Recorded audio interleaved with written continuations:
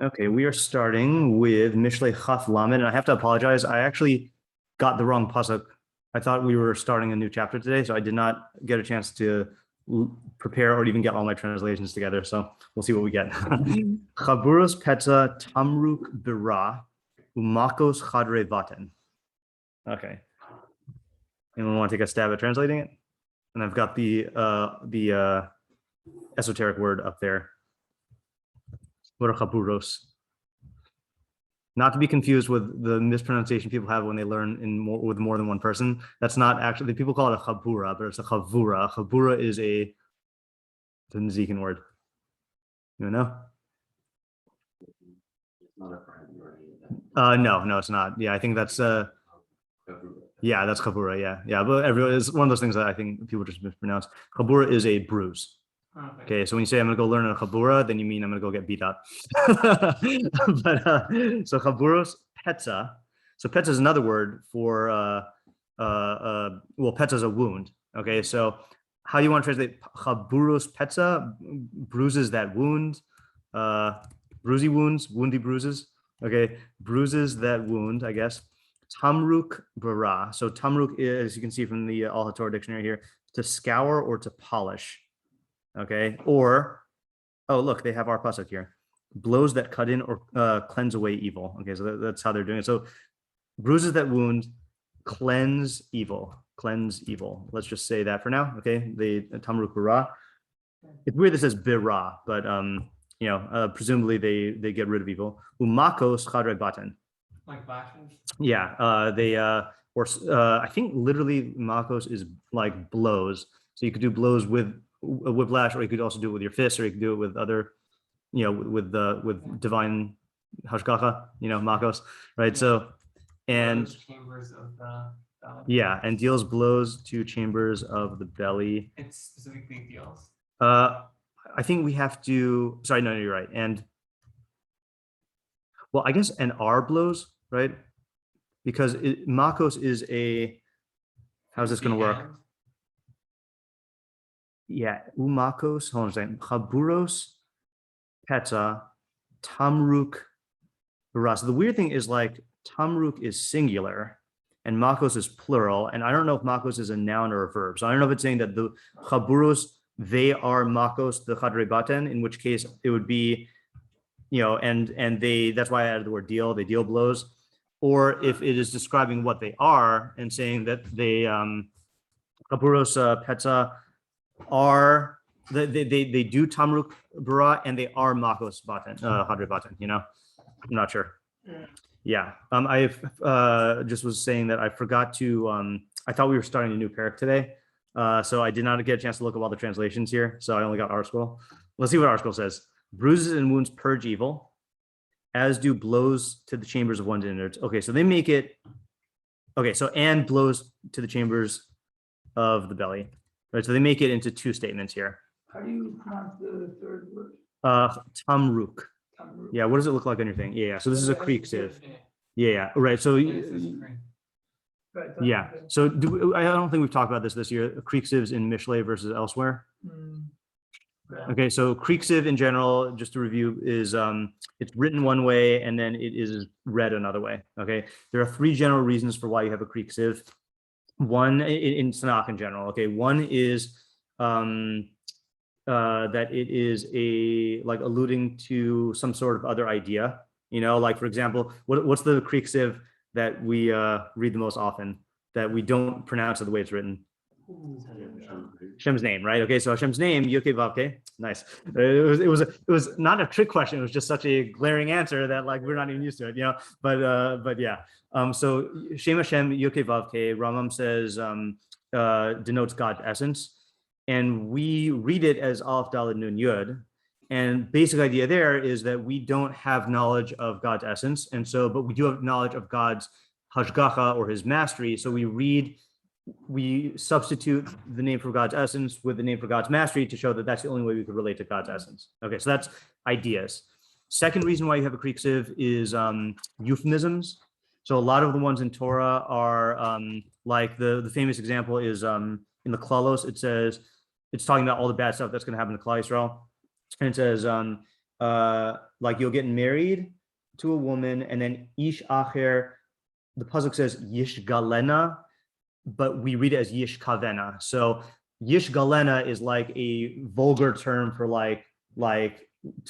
for sexual relations. Like another man will will rape her, but then we read it as another man will yish kavena, will lie with her. And there are other examples of like that where like it's a euphemism. And then the third example, which is not in Torah, but is just in Nach, and this is according to the Abravanel, is spelling mistakes.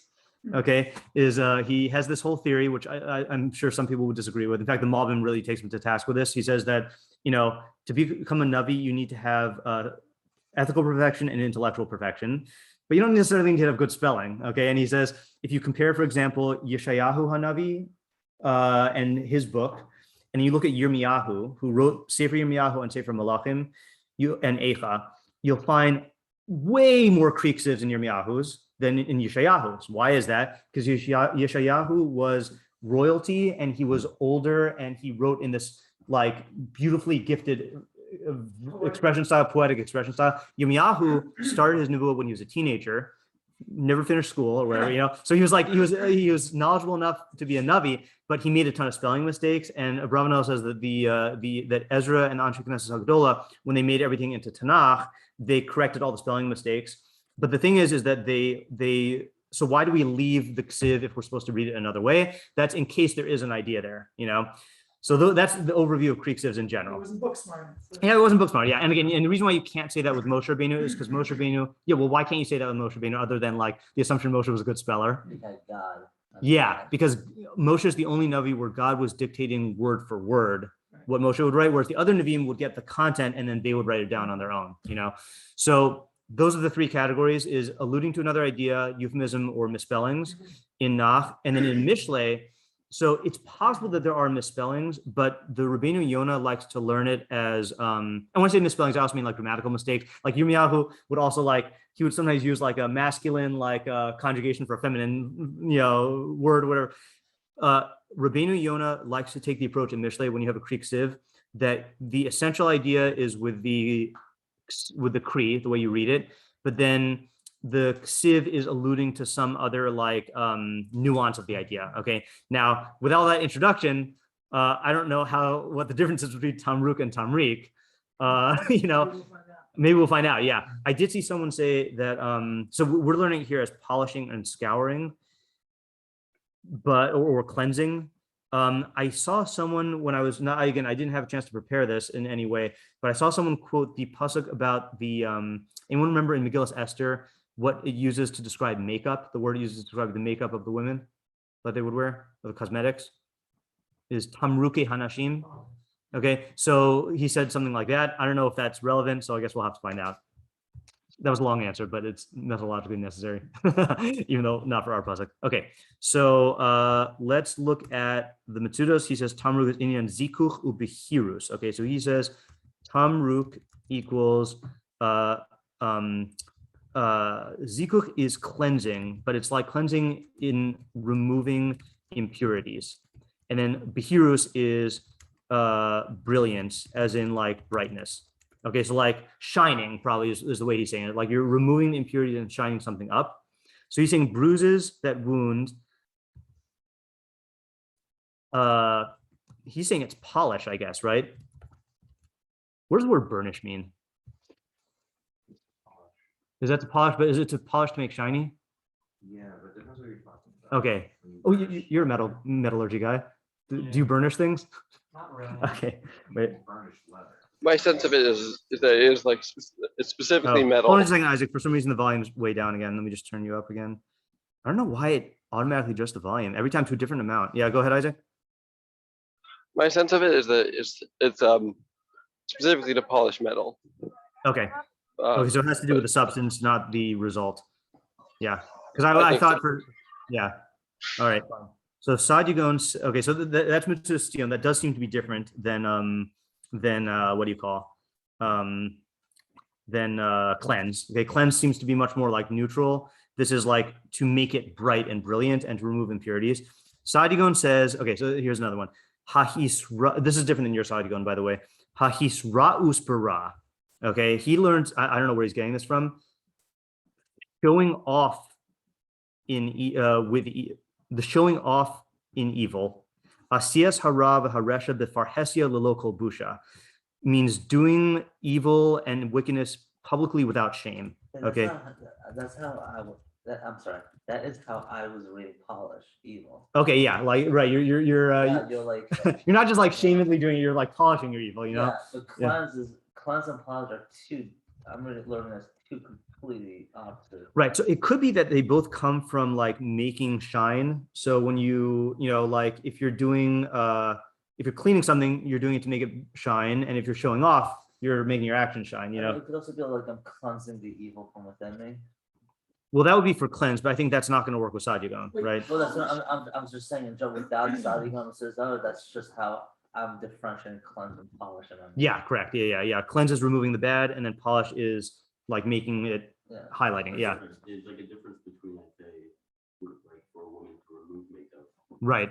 Or like to remove dirt from her face and then to actually find it. Yeah, that is an interesting point. Is that could be the root of the tamrook for makeup, because it's not just, well, I said makeup initially, but in Megillas Esther it was used for like all cosmetic processes, like applying like what was it, they did perfume and then they did like oil or something like that, or ointment.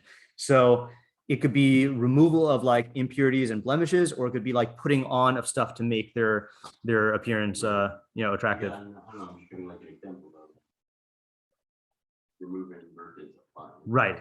More of a taking away all. Yeah, it's funny. You know what you call that word in English? Contronym, a word that means it means the thing and its opposite, right? So, for example, to dust either means to put dust on something or to take dust off of something, or cleave means to split apart, or cleave means to cling together, and so with I don't know if that's exactly what this is, but like it sounds like this is to remove stuff or to put stuff on, for the sake of like giving a certain purity of appearance. I think that's how we should think of it at this point. Yeah. Sorry, how are you like reading the first part of the pasuk? I'm not understanding polish or cleanse evil, like getting rid of it or just making it more pure. That's going to be what we have to figure out here. Yeah. And we have this awkward word of bit, right? So it cleanses in evil, with evil. It could be that you just don't translate this at all, because it's bira, yeah. And then also the I think this is before you guys came in, umakos chadre baten. So is the pasuk talking about two things, bruises and blows, or is it saying bruises that wound, cleanse and polish evil, and they deal blows to the chambers of the belly? Like that in other words, is makos another noun, just like bruises is a noun, or is makos a verb and it's describing what the chaburos do, that they hit you down to the belly? So this is a really hard pasuk to read. Yes. Yeah, I didn't get a chance to look at the Targum, so we're just gonna pretend he doesn't exist. Our scroll again says bruises and wounds purge evil, as do blows to the chambers of one's innards. Yeah, so let's just get the questions out. I think if we get the questions out, it'll help us to think about it. So let's just get the translation questions we just asked. So what are bruises that wound? Yeah, what are chaburos tetza? Okay, is the word makos in the second half another noun, in which case the pasuk is describing bruises that wound and blows, or is it a verb, in which case the pasuk is saying two things about bruises that wound, that they cleanse evil and that they deal blows to the belly. I worded that question very wordedly just to make sure that you understand the implications of the two readings. Okay. Yeah, what else? What? Polish. Yeah. Making the positive, or is it removing it? Yeah. What is tamrook bra? We'll just ask on the whole phrase there. Okay. Is it removing evil, or is it polishing evil. Are we gonna look at the other pasuk with the Chadri button again? or- Yeah, I was Yeah, thinking, how that's long the ago was same. that? How long ago was that? That was, 3 or 4?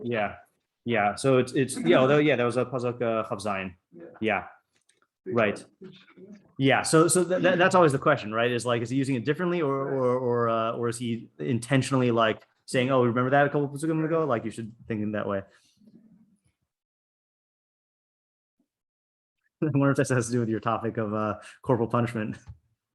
You know, this is what you say when you're punishing your kid by beating him. Buros teta tamrook bara. It's a joke, but I'm also not joking. No, I take it seriously. Yeah. Okay.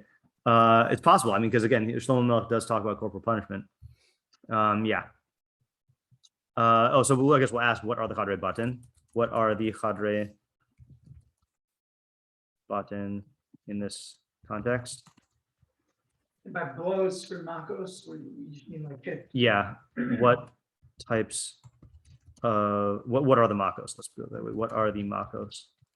Yeah, because that's the other thing also, is that makos, if makos is a new noun, then either it could be talking about physical hits, which is weird because I don't even know, the hits don't actually hit the chambers of your belly. Like, they hit your outside of your belly, and then that can like affect the chambers of the belly. But then I also mentioned makos can be used for like God's makos, like, that are dealt from Shemaim or whatever, And it's not mashma that that's what this is, because chaburos peta sound like physical injuries. Wait, if you read blows as a noun, Yeah. does that also mean that blows to the chambers of the belly Cleanse or is polish like evil. cleanse or Yeah, polish? exactly. Yeah. You know what? Maybe let me actually do this. This might be clear. Okay. Noun translation will say bruises that wound, cleanse, bruises that wound, and blows to the chambers of the belly, cleanse / polish evil. And then the verb translation is bruises that wound, cleanse / polish evil, and deal blows to the chambers of the belly. I hope that's clear. So we can't even tell if like bruises that don't wound, that wouldn't even help us because we don't even know if this is a good connotation or bad. Yeah, I mean, it's not. The funny thing though is that bruises that wound definitely are painful. I think we could like work with that, right? There's something that's painful, and then now the question is, see, if you're saying that it cleanses evil, then that seems to suggest like that's going to somehow be of use to help you get rid of some sort of evil. But if you're saying it polishes evil, then it sounds like bruises that wound is something that the Rishaim do. Right. Like they will like go out and just like stab someone, Yeah. Does it have to be them doing it? It doesn't have to be. They're Chabur Petza. Like their Chabur Petza are like tamrick, and that is Mako flattery button. So who's doing it then? Meaning it's something that they have. That they receive? When you mean that they have? Like it has Yeah. to go into how like I'm. Okay, fine. Yeah, because We want the to- only, it could be that. The only reason I read it the other way is because Sadigon said asiyas hara v'harasha b'farhesia leloko busha, that the doing of evil, but you could read it the other way. Yeah, you want to, is this all of our questions? I mean, let's, It's the doing of evil. What? oh, sorry. He says the public, yeah, sorry. I don't know why I didn't translate that literally. Sadigon. Okay, so he says, oh yeah, that's how he's translating. Hold on a second here. He's saying tamrook bara means the public showing off of evil, and then he explains the doing of evil and wickedness in public without shame. Yeah, that's what tamrook bara means. But it's not clear how he's tying well chaburos upetzaim umakos panimios. Okay, fine. So okay. Here's how he's reading the pasuk. He's saying, so hold on a second. So Sadigon is translation as the public showing off of evil I don't know how he's what verb he's linking with it. But wounds, sorry, bruises and wounds and internal injuries. Okay. In other words, I don't know how he's linking the two. Yeah. Is it in the, especially in the noun translation, somewhat redundant to write bruises and wounds that wound on the blows to the chamber of the belly, or is blows really talking about more of like an internal? Yeah, I think that's what's bothering Sadigo, and that's why he is switching it to makos pneumios, like internal wounds or internal injuries. And even if you said it was redundant, it's not uncommon for Mishlei to just use synonyms for poetic reasons. Yeah. No, the way you put it, he's putting all those three things are I mean, they're like the same in the same category. Yeah, exactly. Yeah. He's basically changing the bruises that wound, bruises, wounds, and blows to the chambers of the belly. All of these things show off evil or are showings off of evil. So why would the pasuk be like formulated like that? Them separate. That's just a proverb style of like just two halves. Okay. Yeah. What are bruises that don't wound? Yeah. So I guess yeah, I don't know. I mean, well, again, you don't have to answer that according to him because he's saying bruises is one thing, wounds is another. Oh, just yeah. Yeah. I mean, I don't know. Surface scrapes. I don't know. Doesn't puncture the skin. Bruises that don't wound. Yeah. Like Yeah. I don't know. Internal wounds. Yeah, but I don't know if they knew how bruises work back then. If it was like internal bleeding. I think it's more like if you do an action and it's not visible, Yeah. right? Meaning you hurt somebody, but Right. it's not like, Right. right? There's ways of hurting people that's like Yeah. psychological and that like you can't show. Right. Like, there's things, not necessarily just psychological. Yeah. It could be but it's physical like, also. But like either you can see that somebody's harmed somebody, Yeah. or you can't see. Yeah. that Correct. somebody's Yeah. And that Okay.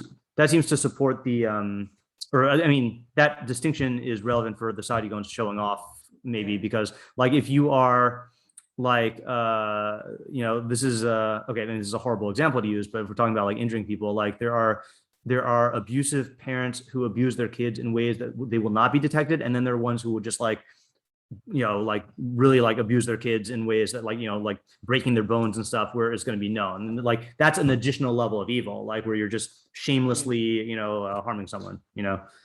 Yeah. Okay, so I guess we have to tack on the normal questions, okay, which is what is the practical application of this? It's not clear at all, and who is the audience? Yeah, I mean, like for example, we have been talking about a king doing justice, right? I mean, that wasn't the recent one, but like, is this part of that thing of like, and the king scattering the evil people, like? Does that have to do with that? Does it have to do with the Tiferes, Bachurim, Kocham? And this pasuk is about if the Bachurim use their strength for evil, like like what's the or is this just its own thing? Yeah. Okay, so John, you had an approach? Yeah. So I would say that under the verb translation. Okay. So that there are like bruises that or like actions that one does that like are clearly evil or recognizable as a harm. Yeah. Right. Those can be used by like the Rishatim to or like by people to like as like badges of honor. Right? Yeah. And that when you do that using our earlier interpretation of Fabrivasan, right, which is like the innermost psychology of people and like the underlying reasons why they do something, like their gut feelings. So that wounds like a person's reaction to like their like the base nature is that we don't want to be hurting people. And when you make it like a prize that you can hurt people, so then you distort like the inner conscience. Interesting. Okay, so let me restate the idea, and you tell me if I'm missing anything. So, and you're also going. Hold on a second. You're going with Sadigon then, right? With the, I mean, not that they're doing the evil, but the tamrook as showing off. Yeah. Yeah. So or making. Oh, I had a good word. Like, yeah, making not explicit and not visible. Yeah. Pronounce. Yeah. There's a word that flashed into my mind for a second, but manifesting. I don't know. Whatever. So apparent. Yeah, maybe. I don't know. I had a good word. So the showcasing or showing off of evil through chaburos petza, right? Yeah. Whatever that is, will wound them in their like the nether regions of their psyche, right? Yeah, Like, when you polish off like negative Right. actions or like you glorify evil, yeah, right? So then that internally causes you to like not have a conscience. right. So let's just compare that to other cases. Let's say take you have situation A where you have someone who is angered, and then in their anger they lash out and wound somebody, right? So that there is going to be a certain amount of conflict that they have because they didn't intend to do this, and like they have guilt and stuff like that, and so they can still preserve their inner values even though they did a wound, but they weren't doing it in order to show off. But once you attach some sort of we can discuss what the mechanism is, but like you said, like a badge of honor to it, Yeah. then you're altering you're attempting to alter your internal value system, your moral compass. Yeah. Like isn't the thing that people in prisons do, or not just people in prisons, I don't know if it's like a specific gang of like the getting tattoos, the teardrops, right? For every person they killed and they get a teardrop or whatever. So that's like a showing off of the thing, and they're making it part of their identity, or something that either is part of their identity or it's being reinforced from the social, Or like it's being rationalized. Right. All those. Exactly. Yeah. Trophies are another category as well. Yeah. That's a good idea. So what would be the practical application? I think this sets up nicely. What would you say the practical application is? That like a person should recognize that they shouldn't be like glorifying and like, promoting the good of negative action. Right. It's really interesting to see. Okay, let's just talk about that a little bit more. Okay, why would a person do that? Because the examples we use are like extreme examples. But let's say like the average person. Why would the average person be tempted to show off their bad that they're doing? Convince themselves that it's not bad. Yeah, right. Is like I think or why do they need to convince themselves that it's not a bad? Either they can't psychologically deal with it, or they want people to view them in a certain way, and so this preserves their Right. image. So I don't know if I can rightly lump all this under one category, but the term that comes to my mind is to get rid of cognitive dissonance, meaning that if you are in conflict, whether it's because of your inner ideals and your desires, or the way people view you and the way like you want to view, whatever it is, there's going to be a certain amount of conflict. And one of the easiest ways to resolve cognitive dissonance is rationalization. So you rationalize your behavior, but you rationalize it in a way that's not just saying I had to do it. You're saying, no, it was a good thing, and that way you can maintain and uphold your own self-image of goodness and success, but on your own new terms that you've just created here, So what this is saying then, again, is not, presumably someone's not talking to people exclusively who are violent criminals, but like when you do any wrong, then part of you wants to get out of that state of conflict. But you have to realize that if you do that through making it into a badge of honor, that is harming yourself even more, because then you're actually like reaching the inner depths of your psyche, and you really should hold on to that conflict if you actually view this thing as bad. Like that's going to be your anchor to at least like bouncing back, having the potential to bounce back and like do tshuva, or like not do this action again. Yeah, it's a good idea. Yeah, another idea, another approach. Yeah. So I think that you can say that the pasuk is here to help the individual, and it's interesting that the pasuk also doesn't mention that he's a Russia. Yeah, right. It says evil actions. Yeah, so that's why I don't know. I guess Sadia Gaon is getting all of that from Bara, that he says Bara, the combination of tamrook and Bara, showing off of evil. He's saying only a Russia is going to do that, which I know, again, like Sean's example, it takes a different route, but yeah. So I'm taking just a normal guy. Yeah. Just a neutral individual who does things that may seem that he can do actions of witness, but he's not inherently a wicked person. Mm-hmm. Okay. So maybe you could say that, I'm gonna have two different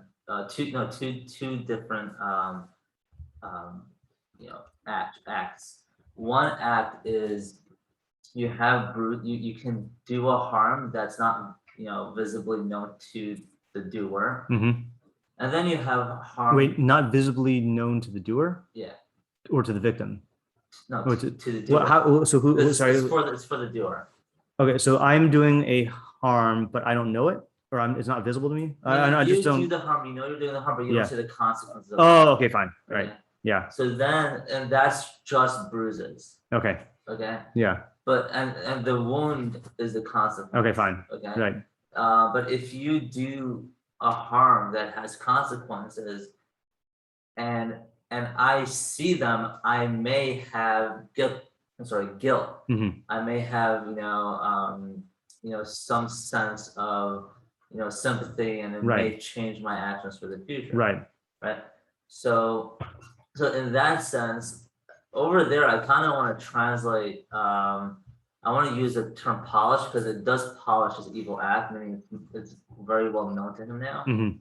and that can change, and that can change him as an individual, right? And the second half of the pasuk, deal blows to the chambers of the belly. That's now more of an internal thing, and now he's actually gonna do what's necessary to change his behavior, and that. I don't know if you could combine cleanse and polish, but I'm gonna use cleanse there, Mhm. for whatever. But you're reading though. Okay, let me just try to put this together. What you're saying. Okay, so chaburos that are not petza are actions, destructive actions where you don't see the consequence. Yeah. And You remove yourself from the people. right. So like, let's just as an example, and I know this is not a wound, but let's say like the difference between chaburos peta and chaburos not peta is, let's say like I make fun of you, and then I don't see your reaction versus I make fun of you and you break down crying right now, right? Mhm. So if I make fun of you and I see the reaction, so you're saying that polishes evil? I'm saying, yeah, and I'm translating polish evil as to make it more pronounced. Okay, but then you also want to read for the second half, you want to translate tamrook for the second half differently with cleanse and make it into a good thing? The point of the second half of the passage is just so you're on the path to doing tshuva. Uh-huh. Meaning chambers, meaning blows to the chamber of the belly is my chamber, my belly. It's like I feel guilty, like I feel hurt that I did this action. Okay, so you're saying then that the first half is talking. So I'm just not quite getting it. The first half is talking about how if you do evil in a way where the consequences are manifest, that can be of service by putting you on the path to doing tshuva, by giving you a basis to cleanse your evil with because you see the results. Yeah. Okay, I see what you're saying now. Yeah, so that fits in then with, so bruises that wound. Interesting. I mean, I wonder if you couldn't read it both ways. Meaning bruises that polish evil, you would be tempted to view those as worse in a way, because like you see the results, but that could be an opportunity for then dealing blows to your internal system. And if like the pasuk calls him a Rasha, Yeah. like the defender calls him a Rasha, Right, then it wouldn't work I out, would yeah. say, it wouldn't Right. work out. Then but here it's not. He's not necessarily a Rasha. Right. Yeah. Okay. Good. I hear the idea you're saying. Yeah. Still a little not. I'm undecided on how to read that into the pasuk, but I hear the idea. Yeah, Mati. Like it's not my fault that word has cleanse and polish for the translation. Yeah. Yeah. This is a much more harsh guy, right? Okay. Go ahead. Someone who does like a sin by himself in a small corner. Yeah. Someone who like is a Russia and sins in public. Yeah. If you're doing it like with a certain mindset, you do an avera. Yeah. This views you the same exact way, like whether it's bruises that wound or whether it's changes of value by yourself, you're still just polishing the wall. Huh. That's an interesting idea. Okay. Let me walk that through or talk that through again. So chaburus petza, umakos chadre batan tamrook bara, meaning that you're going with this first interpretation, right? Or first translation. So bruises that wound, meaning this open, overtly violent act, or blows to the chambers of the belly, meaning some bad thing you do that the only effects of it are your own feelings, like only you know about it. Both of them are polishing evil. That's a good idea because that's saying that that's addressing the rationalization of it's not as bad because I'm doing it in private or because no one's seeing it, but it is. Yeah, that's good. That's a clean shot. Yeah, Ellie. Are we reading tamrook as something that enhances the evil or makes it like more severe, or are we like seeing it as something that could like get rid of and cleanse it. Right. So Mati's reading it as polishing, like increasing or sharpening the evil. Ariel's reading it as removing the evil. Well, he's reading it as both, but in the second half, he's saying it's ultimately going to be of use. And then Sean is reading it as polishing, or no, you're reading it as part of the case it's talking about, which is showing off. Yeah. Right, because I can see it from the perspective of like, getting rid of the evil, like in a very, like connecting it to a very westernized idea of like hard work and pushing yourself as a means of sharpening your skills. And stuff. Right. Yeah. Yeah. Like what I'm trying to think of an analogy people use. Yeah. Well, I mean, even sharpening, right, is an analogy of like scouring and polishing, to make your raw more skillful. Is that what you're saying? Yeah. Yeah. In this case, instead of sharpening, we just cleanse. Right. Yeah. Yeah. Exactly. Yeah. Sharpening off the evil. Right. Okay. So shall we start looking at meforshim today, and then we'll see if we want to go back tomorrow. Let's look at let's look at our hierarchy here. Let's start with Metzudas David. Metzudas David says at the bottom of the page. Oh, I'm on the wrong page.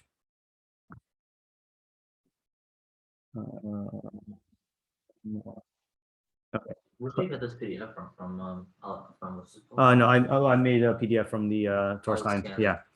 Chaburus petza, hachaburus upetzayim, him hamazachachim beish ra. So, so he doesn't say bruises that wound. He just says bruises and wounds. Much simpler to read. Him hamazachachim beish ra. They are the things that purify a bad man. L'havir mimenu achirus ha'avon, that remove from him the literally like the pollutedness or like the corruptedness of iniquity, of sin. Because through them he receives his punishment and the avon, the iniquity, goes away. Also blows to the depths of of a person's belly, or chambers of the belly, they purify the avon. So he seems to be talking about it in a kapara type sense, that you need to undergo a certain amount of suffering to get rid of the evil.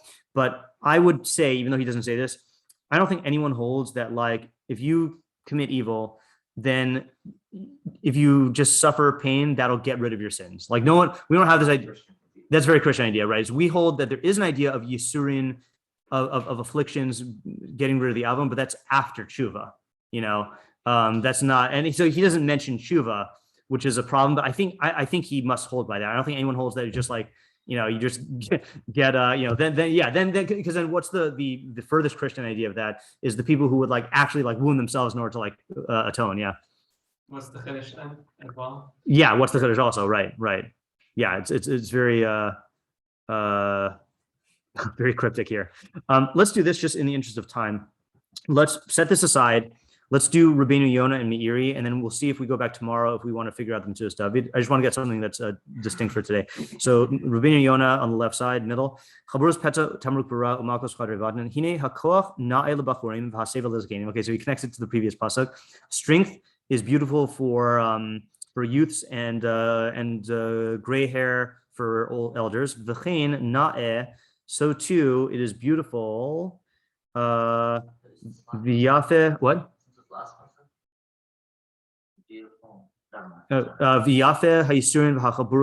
So too, afflictions and wounds are beautiful for a bad man. Therefore, you should not.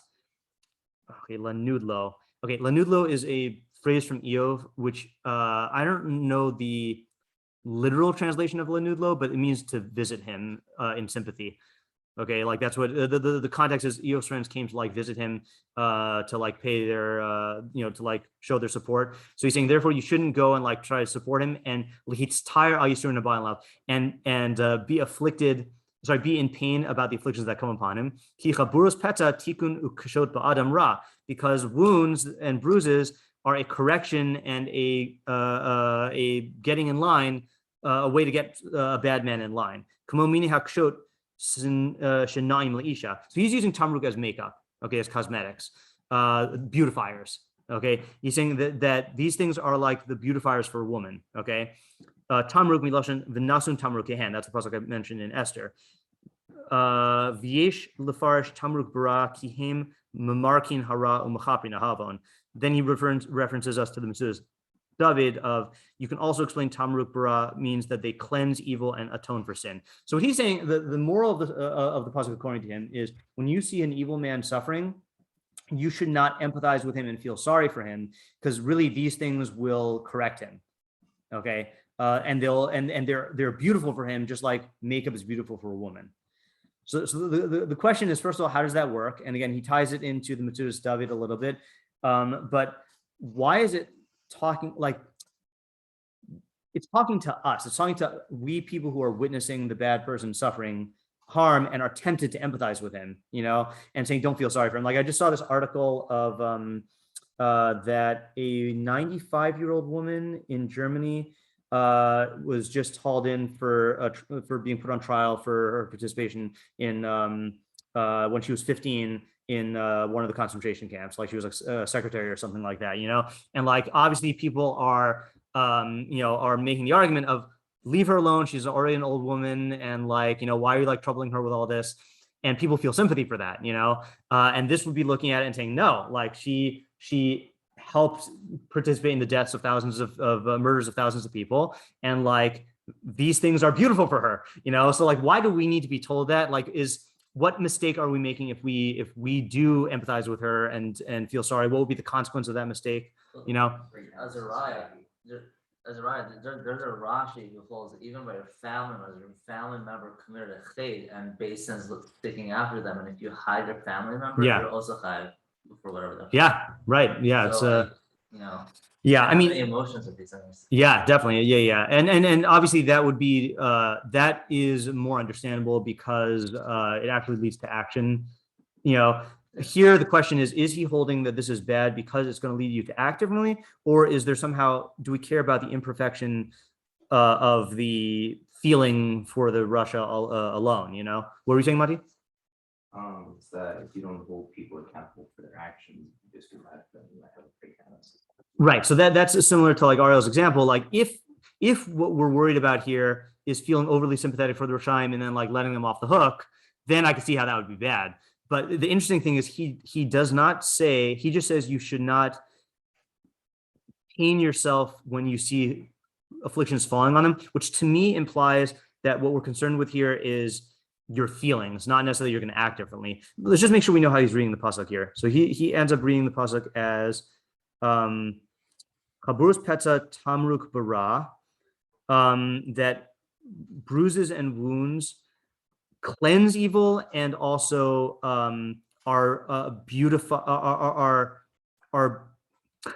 the cosmetics of an evil person, meaning that you should look upon them as beautiful and right as opposed to negative.